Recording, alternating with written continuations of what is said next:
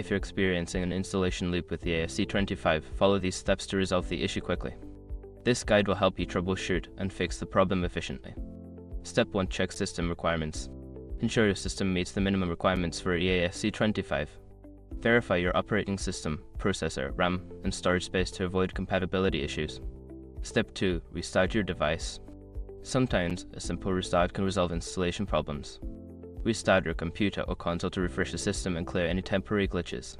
Step 3. Disable antivirus and firewall. Your antivirus or firewall may be blocking the installation process. Temporarily disable these security features and try installing the game again. Remember to re-enable them afterward. Step 4. Clear temporary files. Accumulated temporary files can interfere with installations. Use the disk cleanup tool on your system to remove temporary files, then attempt the installation again. Step 5. Reinstall the EA app. If the issue persists, uninstall and then reinstall the EA app. This can fix corrupted files or settings that might be causing the installation loop. By following these steps, you should be able to resolve the installation loop and enjoy EAFC25. If the problem continues, consider reaching out to EA support for further assistance.